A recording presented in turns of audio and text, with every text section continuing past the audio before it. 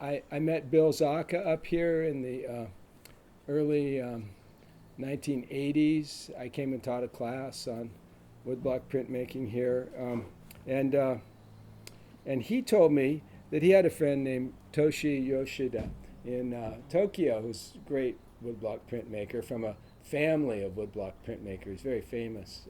His father, Hiroshi, in the 1920s, was one of the leaders in the revival of woodblock printmaking, the Shin-Hanga movement, the new woodblock movement.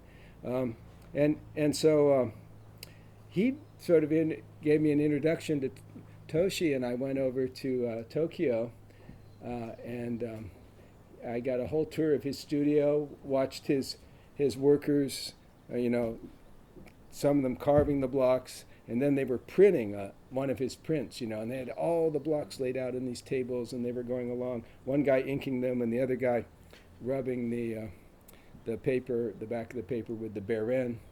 So I got some idea about it, and then I came home all excited, and I tried to do some more.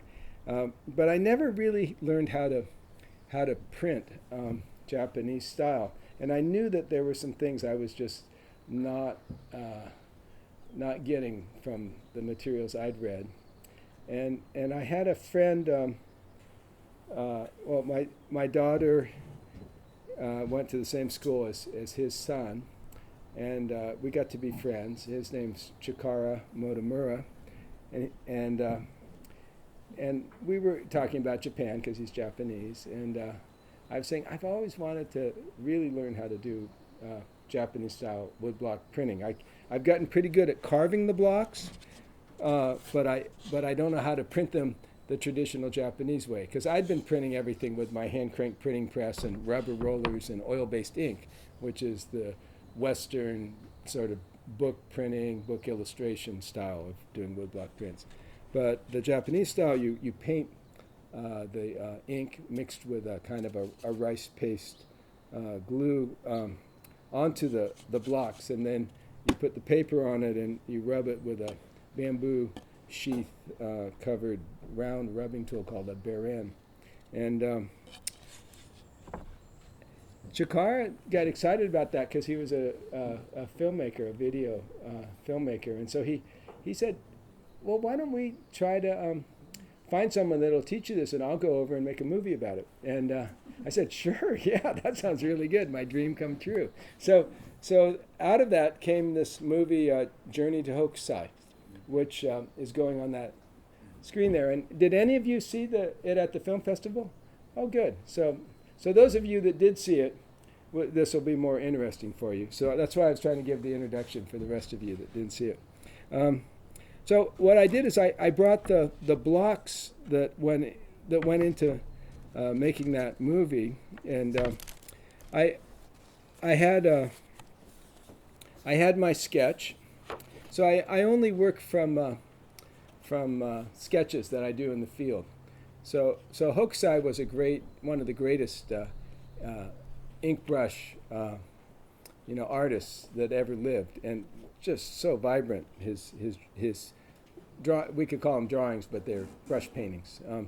And so that was the basis for all his block prints. He worked in the Japanese tradition where the artist did the brush painting, and then a publisher commissioned sort of maybe a series, like do 36 views of Mount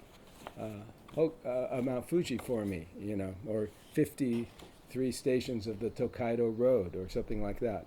And so then the block carvers get to work, and they carve the various blocks, and then the publisher oversees, maybe in conjunction with the artist, what the coloring's going to be, and then they mix up the inks, and the printers start going, and they brush it on with a little horsehair specialized paintbrush for brushing the ink on, and then they print it by rubbing it, and they go down the line of the blocks, and they have the registration marks carved into the outside corners of the wood block. So the block has to be, you can see like these ones are just pretty much the size of the image, right? So when I had to make these to take over to Japan to try doing it the traditional way, I had to leave one margin on the bottom and one on the side, so I could put the registration marks out pretty far out on each side. They're called the Kento marks, so that you can drop the paper in against them and get them all to register right. So once we lined up this 5th generation printer in Kyoto that was willing to have me come to his workshop and have Chikara make this movie, he thought that he was going to get a lot of good publicity from it, and probably people were going to they were going to be coming over in droves to learn how to do it at his workshop. But Chikara says that he wasn't very impressed with what happened afterwards. But, you know, we paid him some money for it, I guess. Chikara ran all of that. He was the filmmaker. So anyway, Kenji was wonderful. You'll see in the movie, if you watch it, that Kenji was a great teacher. And, boy, he and his father, who was still working in the studio, who was in his 80s, were you know, they knew everything. And I came pretty well prepared because I'd already been working on this for about 40 years. So I knew what my questions were. I knew what I wanted to do, and I had really good blocks. So I spent a few months carving all these blocks to make this print, which you can see in the gallery. I don't have a picture of it here because I've kind of sold all the ones I have. But this is the key block, the black and white one that sort of gives the outline of all the images. Of where all the color blocks are going to go. So it's coming from a sketch like this, and to make the first block, which is called the key block, I put tracing paper over the image, and then I turn it over on the first block and transfer the image through the tracing paper onto the first block, and then that becomes what's known as the key block. So here's a print of it, because now it's been printed a lot of times in black, so it's impossible to see what's there, you know, the raised relief. You're welcome to come and look at these afterwards. And then once you have the key block done, you print the key block onto a transfer paper. So I was using American tracing paper because I wanted to use water-based ink, because I was going to do water-based printmaking. So I couldn't use my usual technique, which is oil-based ink, to do the transfer. So then you print it, and while the ink's still wet, you put it on another block, and you rub it, and you get the exact reverse image, just like the key block on the other block. And you do this for as many blocks as you want, and then you can carve one block for each color you're going to use. So here's a block that was for the rocks and and some of the shadows. Here's a block that was for the color of the trees. Here's a block for the moon and some highlights on the trees. Here's a block that was the sky and some other bits and pieces. And so that makes a, the number of blocks that you want to make your print. And I brought him over there, and Kenji gave me a long talk about how to make the, mix the ink. And I realized I had this great aha moment that I had never gotten my ink to work right, and it always kind of was like glue, and then I'd rub it, and then you'd pull it off, and half of the paper's still stuck on the block, and he, instead of mixing the glue with the ink, which is what these books I'd read thought you were supposed to do, something was lost in translation. He dabbed little bits of glue on, and then he dabbed little bits of the ink on, and then he took the horsehair brush and mixed it together right on the block. And I'd never seen that done before. And then you got to start printing right away before the glue starts to dry. And of course everything's wet. The blocks are all wet.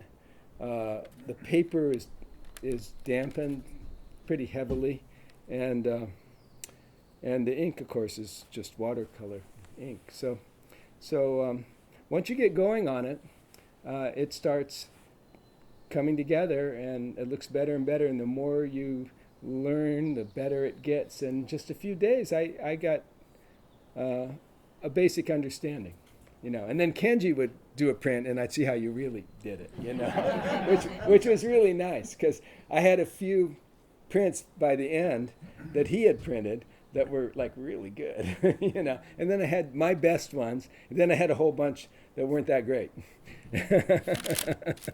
And then I came home, and I had spent so much time on the image that I really wanted to make a print of it as a nice big addition, the way that I do it, and so I had learned that I hadn't planned the block correctly for the Mokuhanga style, and I wouldn't have, if I knew what I know now, I wouldn't have made the tree all black for the key block. I would have just done outlines, and then I would have made the key block a separate block that was different.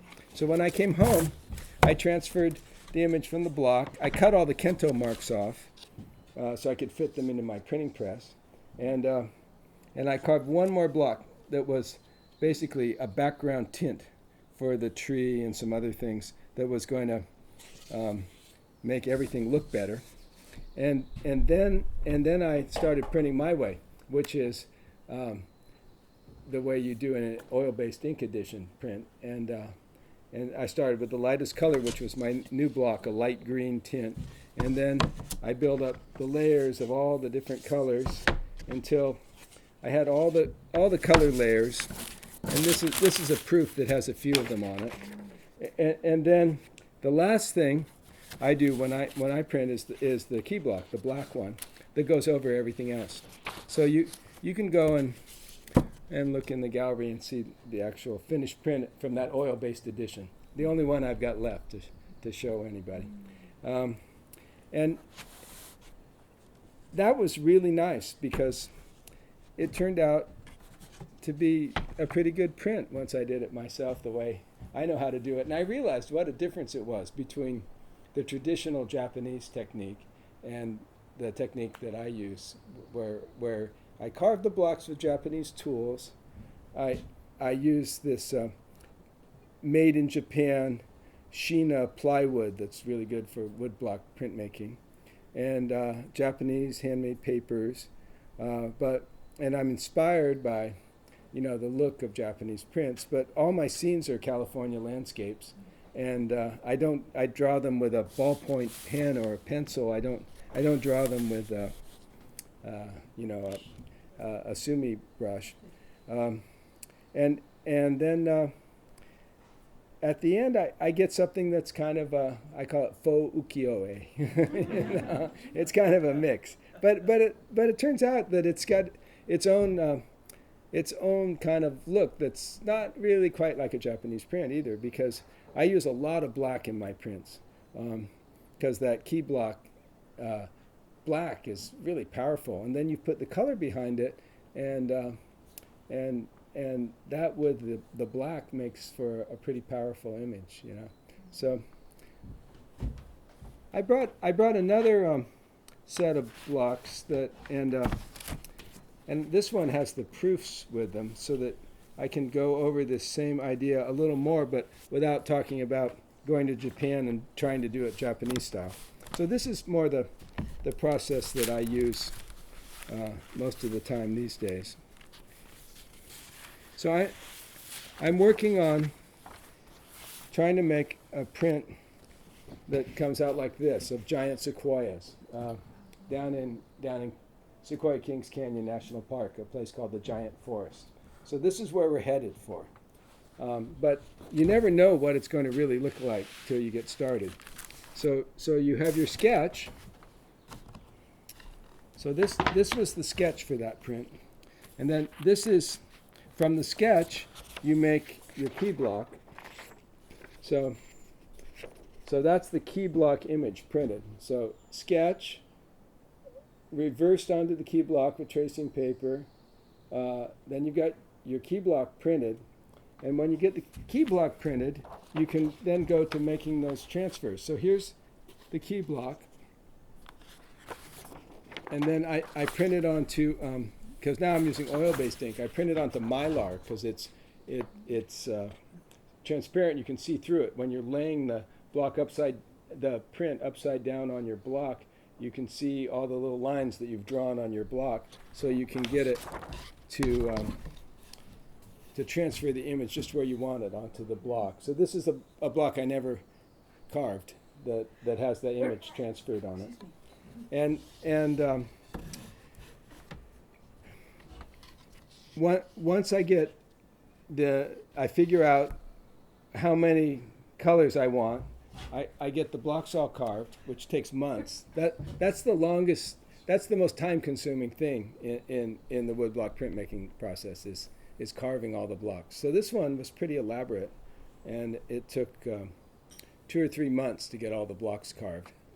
You know, you can't work all day every day. You have other things you got to do too. And so once I got all the blocks carved, then comes the printing, and you can sort of see the layers of color build up day by day as you do the printing. I can only do one color at a time, and I start with the lightest color. How many blocks is this? Well, it's got 11 or 12 layers of color, and to do that I had 1, 2, 3, 4, 5, 6, 7 blocks or pieces of, and then I did reduction cuts on some of them where I printed them one color, then I carved them some more, and then on a different day I went and printed another layer of color from that block. So particularly, I did it with the, so let's see, let's find the green block. So here's the green block. This is all that's left of it after several more reduction cuts and some changes that I did at the end to liven up the print. And this is the first layer of color.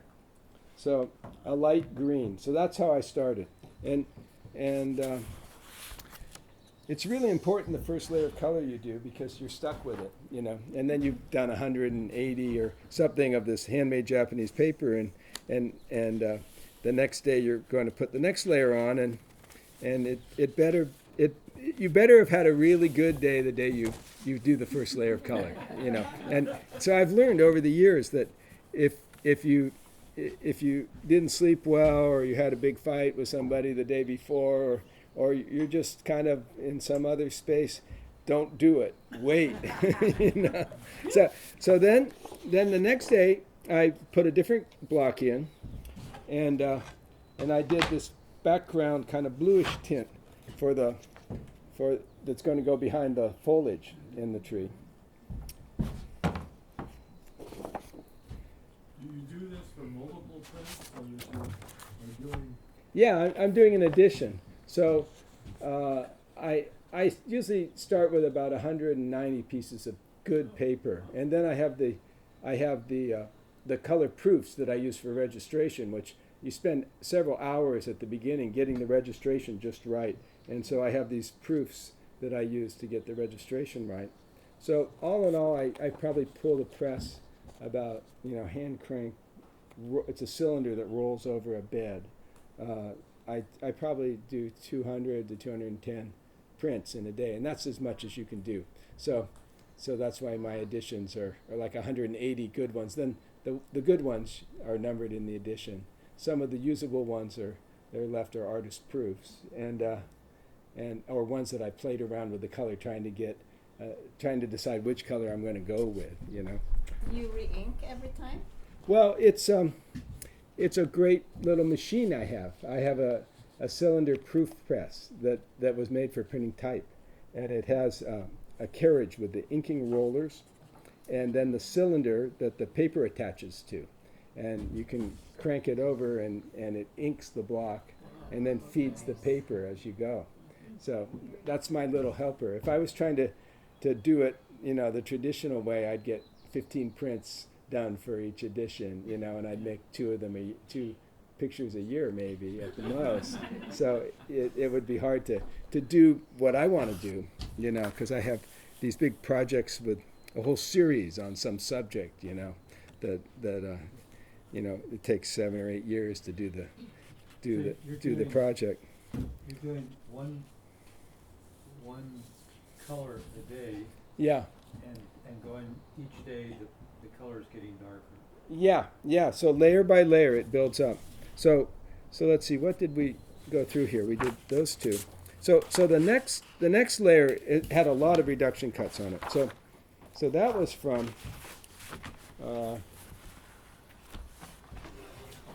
That was from this block. So all you can see left on the sort of pinkish red block that's the trunk of the giant sequoias, the trunks, is the stripy part, right? Those flutes that are in the bark that gives it that particular look, like it's columns from some Greek temple, which is there's a reason that it looks like that, because they had trees like that they wanted to use in their temples, and once the trees rotted, they decided that they'd make the trees out of marble so they wouldn't rot. so anyway, there's the last iteration of the block that did this. So I first did a layer of kind of lighter pink because I knew I was going to build up layers. So that's third day of printing. Then fourth day of printing, I added some texture to the layer, which you can't see unless you look at it really closely. So this one, after working a day or two carving these little teeny lines into the sort of the texture of the bark into the pink block, I printed it again, and then I took a break from it because I was going to have to carve all these stripy lines. And while I was doing that, I went to my yellow block that does the dead branches and some of the stuff on the ground that has all gotten this nice golden color as it ages. So that was another layer. And then finally I got the stripy part done on the red block. And I went back and printed that. Now, am I getting ahead of myself here? No, this one is something else. This is the one. Yeah, this is it. So far now we've got 3 layers of the red, one of the yellow, one of the green, and one of the blue. And you can see where the blue went over the green to give a kind of darker effect to the trees in the background right behind the trunks. So then, next I decided I better add more green to those background trees. So remember, this is where we're headed. That's what we're headed for. So you can see this would work much better if it was like a cartoon, still framed, And I got the green trees in, and then I thought, well, I'm going to see how it looks, and maybe it's done. I often wish that it was done sooner. No, I'm getting ahead of myself again. I had one more thing I had to do. That's the shadows. So can you see those grayish blue shadows on the tree trunk? They're kind of subtle. But that's off this. So that's the shadow block in its first iteration. And then where's that one? Okay.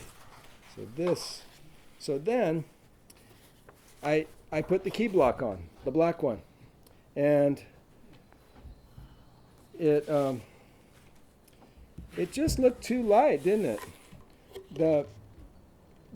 It doesn't have that forest look. The redwoods are kind of not so striking, and I don't want to make them darker, but I need the forest to be darker, right? To bring it all out. So then I'm going, now what am I going to do?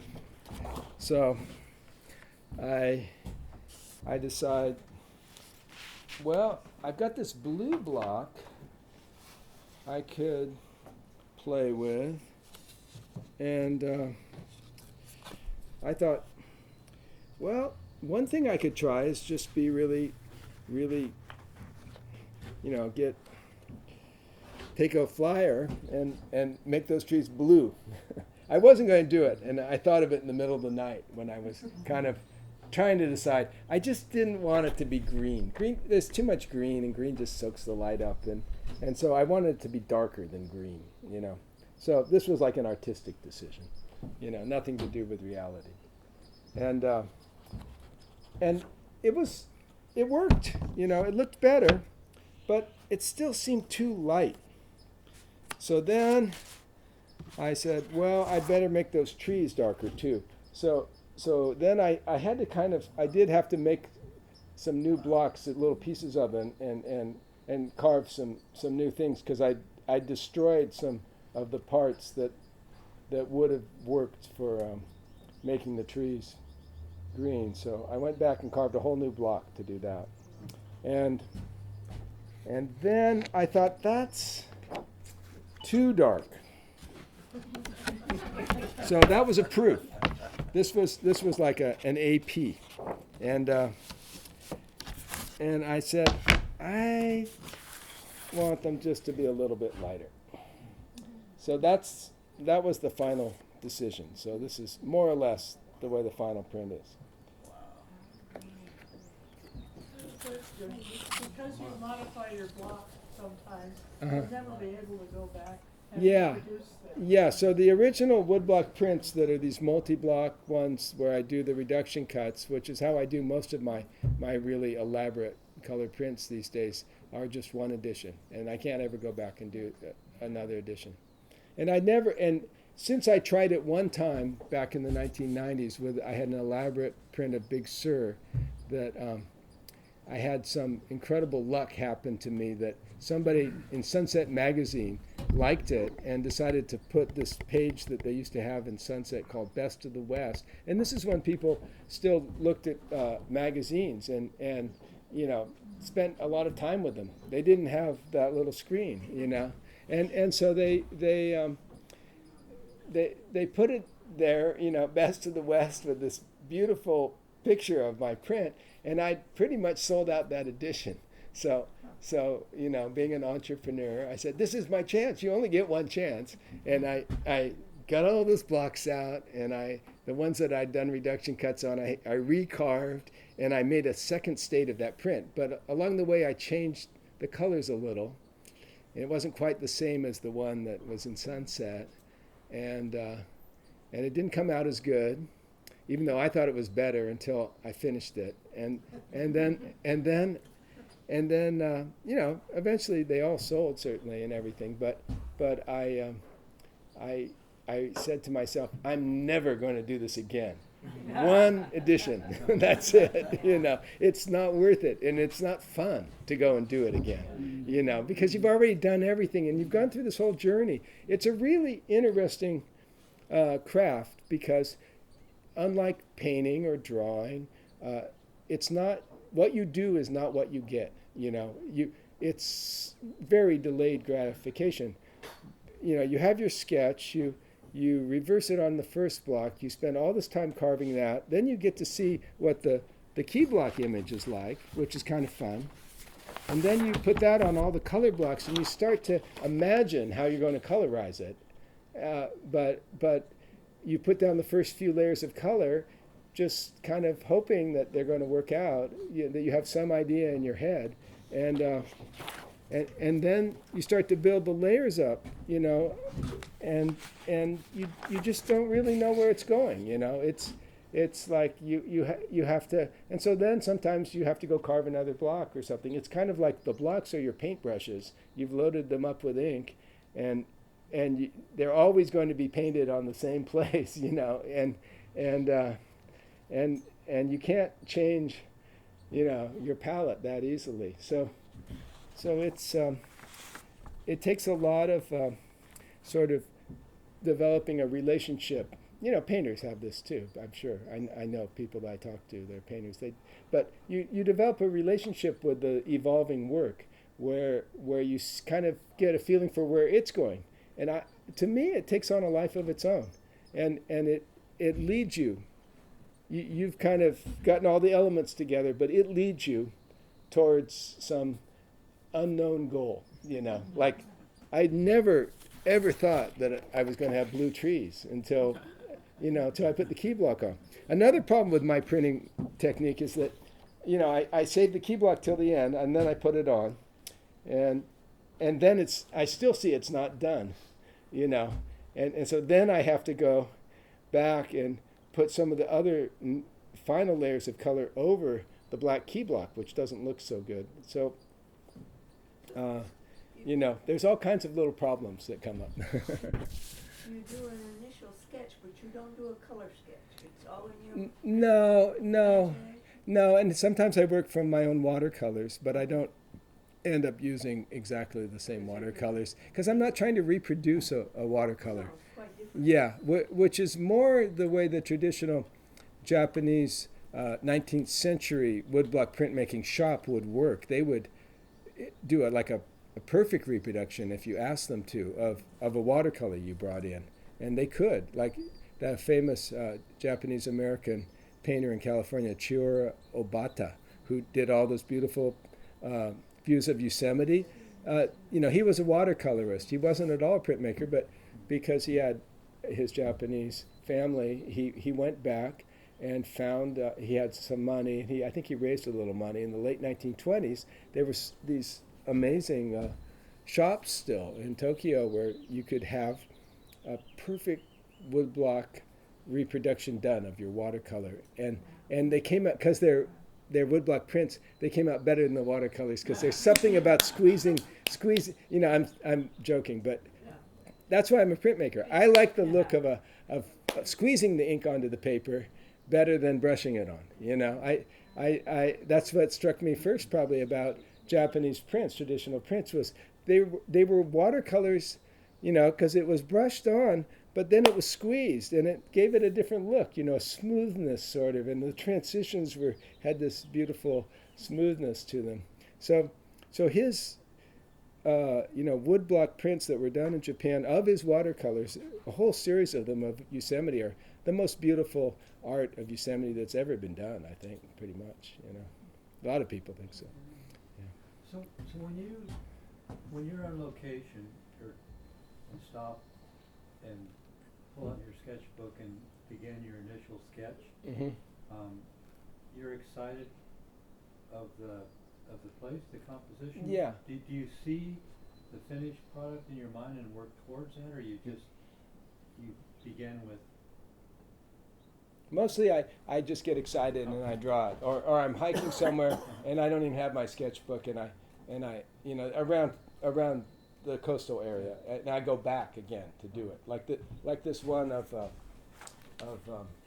you can see a great big in large format G-clay reproduction of it in the gallery, because I sold out all the prints, but it's something like this print of looking out over Bolinas above Stinson Beach at sunset. Yeah, and it started off with a sketch that I did up on a really steep mountainside above Stinson Beach, where I'd been wanting to do something for a long time. And why did I go there to do it? Because I already had this sketch of this crazy sky from a nearby place that I'd done a year before, that I just stopped my car and sketched it on something I had in my car. It probably wasn't even a sketchbook, to get that amazing, these little puffs of clouds that were all lined up in lines. You see it in the fall. Sometimes in the fall you see these skies like that. And then if the sunset's hitting them underneath, it's kind of amazing because every little puff is lit from below, But but that was, so I was trying to find a place I was going to put that, because the sky I had sketched from up on Panoramic Highway out going towards Muir Beach, and then this is above Stinson Beach, but it was the same sky in the same west over the same ocean a few miles apart. So I figured it would be, yeah. I have an artist license on my studio wall. Somebody gave it to me, a printer. He's printed a lot of them, and it's got a number on it. You know, it's about 7 or 10 numbers long. You know, and he's got one of those little printer things that clicks and changes the number every, you know, and so there's a lot of artist license out there, but I have one. Well, it's wonderful that you begin as a sketch and work from a sketch and don't use photography as a reference. Yeah, well, you know, there was no cameras in Hokusai's day, and so, you know, my hero and my mentor through the walls of time is people like Hokusai, Hiroshige, you know, the great Japanese. On that sky where, with the cloud, but it blends. Yeah, so in the background there's a blend on the sky. I do that with the inking rollers, and it's and I build it up layer by layer sometimes, because you can't get a full blend from, you know, these colors are they turn to mud, you know, at the transition points they turn to mud. Yeah. So to keep the blend good, I sometimes, you know, will do a kind of a light background blend, and then I'll go back in and do another layer of darker blue in the sky to get that bokashi, the Japanese dark line in the sky that's, you know, classic in printmaking. Yeah, yeah. So this one, you have to go in there. You can see a big version of it that you can see all the little, you know, things that went on in there. And it was a tour de force of woodcut printmaking, I have to say, because to carve the blocks so that you had one block for all the purple parts of the clouds, one block for all the orange parts, and one block for the sky that had a hole for every one of those clouds, and get them all to line up when you're printing them, and it's all done by hand, you know, all carved by hand, was really, you know, a challenge. So as you get involved in art, you know that you get a certain level of competence, and then you got to keep challenging yourself, and I think that's why I've stuck with this medium as my only medium that I'm really at all involved in art, is because it's always challenging. You can always make something more difficult for yourself, you know. and it takes so long to do that you have a lot of fun with it. You get really involved in a project, and you know, you can kind of lose yourself in it, and it takes on its own life and sends you along on your little journey, which is a great thing about art. You know, you can just kind of escape from, you know, all those things out there in the world that are bugging us all. My wife and I walk on the headlands every single day, every day of the year, and we often comment to each other that look up at the sky and go, if you could do this verbatim, it wouldn't be believable. Yeah, well, somebody, you know. Somebody'd call foul on your Yeah, belief. well, you know, there's nothing like the real world, Yeah. and it's the best thing of all. Oh yeah. But you know, one of the few really good things that people can do out there in the world is play with our little Tweak reality. Yeah, play with our little things that we're good at. You know, humans have a few things that they're really good at that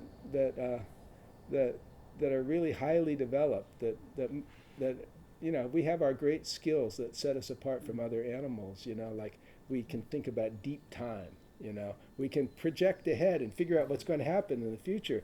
So you know, you see that in a lot of writing and poetry, and people play with that. They're making movies. You know, that's a really fun thing to play with. And then another thing we're good at is drawing, making kind of pictures of stuff. You know, and then we're really good at making sounds that sound interesting and different, you know. And Mass and B minor. yeah, exactly. So those things, that's what we call art, are the things that that taking our things that we invented for ourselves over a long period of time that made us successful as, the dominant animals on the planet, and then just playing with them.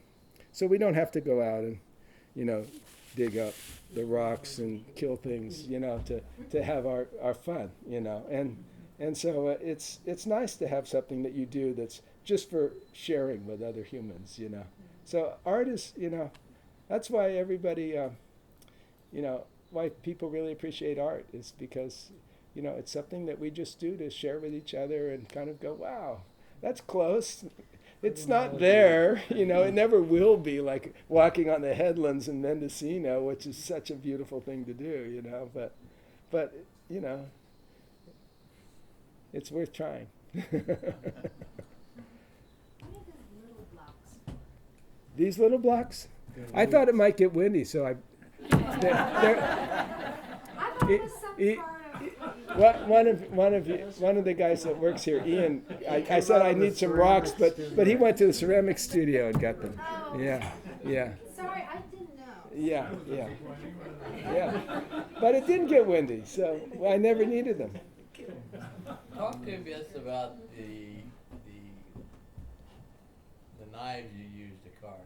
Yeah, I forgot to bring them this time. I'm sorry. So I use these beautiful little Japanese carving tools. The best ones, they have really high quality steel that's been sort of folded together, the hard and the soft, and pounded, and like they say, like they make a samurai sword. But it's that really good process of making tools with a sharp edge, and they're very small. A lot of the ones I use, and so they make a nice long blade that has the shape, the V in it or the U, and then they have a little tool that it has a little peg in the back, and you can open up the handle and keep moving that as you're sharpening it. You can keep moving it up inside that, and then put the handle back together.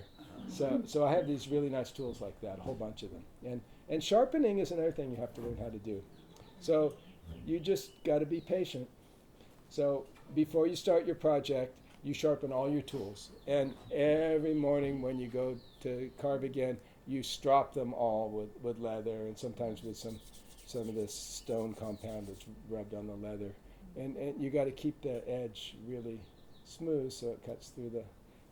And then they have a whole world of tools and lubricants for the tools that are made from camellia oil, which is water-soluble natural oil, because with the water-based ink technique, everything has to be water-soluble. You couldn't have a petroleum oil there on your paper, that came from your knife, or it would ruin the whole thing. But I use the oil-based ink, so I could.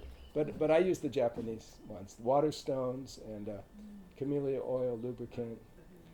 And there's a place up in Oregon that imports all these things called McLean's Printmaking Supplies, and that is really wonderful that they exist.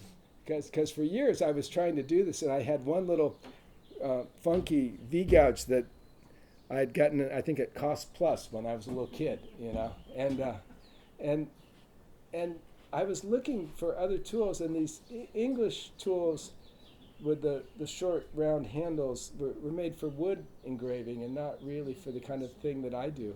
And then I went up to Eugene, Oregon in the early 1980s and spent a winter there. And I met someone that was taking some art classes, and she knew this guy named Robert McLean, who was a collector of Japanese prints. He had a Japanese wife, and they had spent a lot of time in Japan. He could speak Japanese, and then he had her as the go-between. And he, for his own edification, had tried to learn how to do mokohanga printmaking, and he was pretty good at it.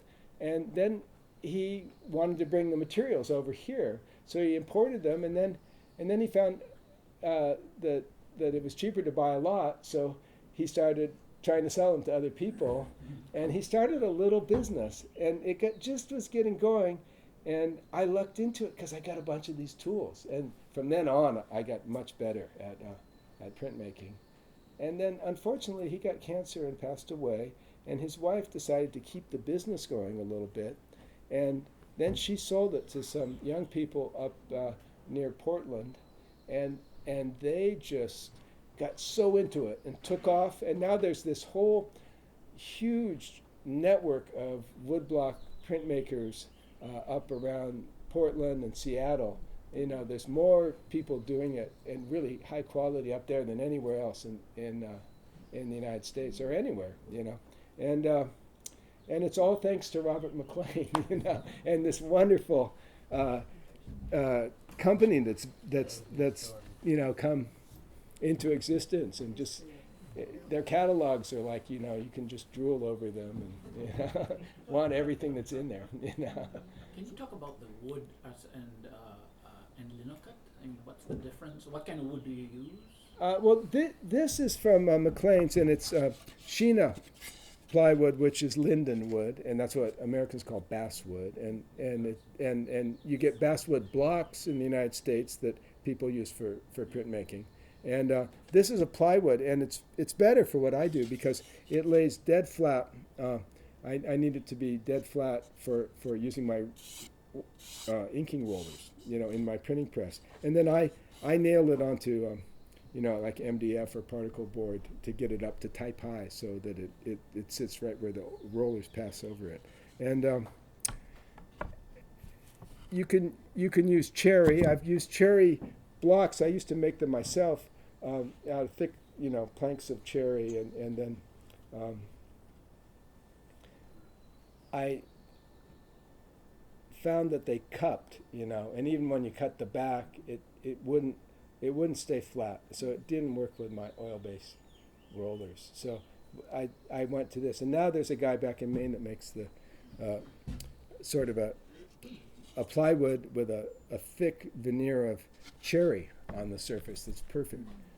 And those are really fun to use too. And that takes a slightly finer line than the Sheena, the basswood does. But this takes quite a fine line. And then I use linoleum. I use linoleum for when I want to have a whole bunch of little teeny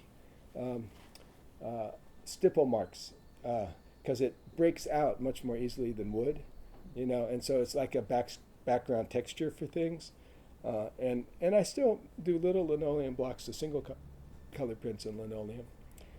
And, you know, linoleum is a great, you know, medium. There's nothing wrong with it. It's more forgiving. It's the way to learn how to carve well. I did a lot of carving in linoleum for years before I ever learned how to carve wood. You know, and wood carving is a little more difficult, but once you get used to it, it's no more difficult than carving linoleum. And your tools get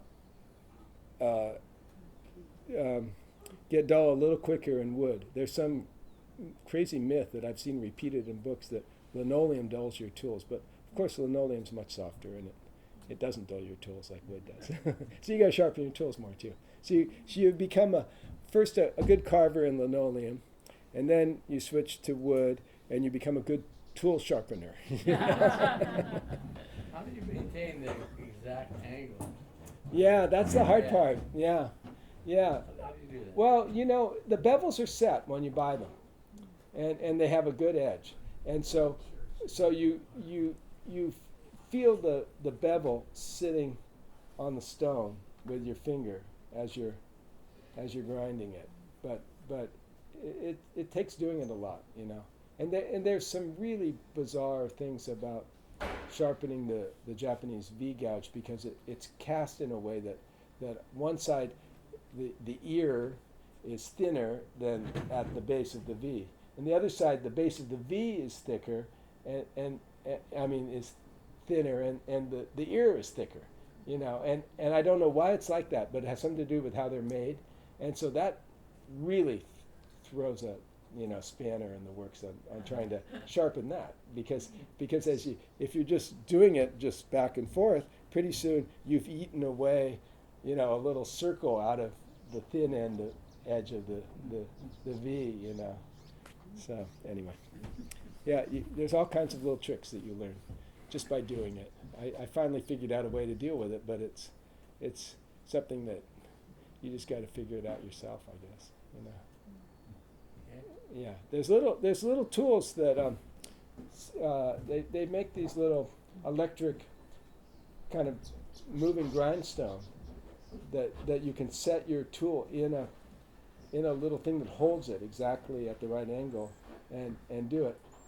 But it eats away too fast. You can't really control it like you can with your hand.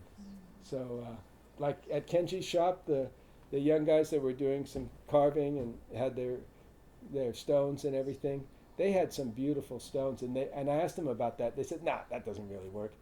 It takes away too much material too quickly. You can't control it, you know." Yeah, so, and then you got to start over, because once you've totally chipped the blade away, then the only thing you can do is turn the tool up straight down and get a coarse stone and grind it right down, and then you know you have a lot of work. Once you do that, you say, okay, now I better get ready for an afternoon of sharpening this one little tool. Yeah. But yeah, sharpening, that's an important part. Thank you all. Thank you.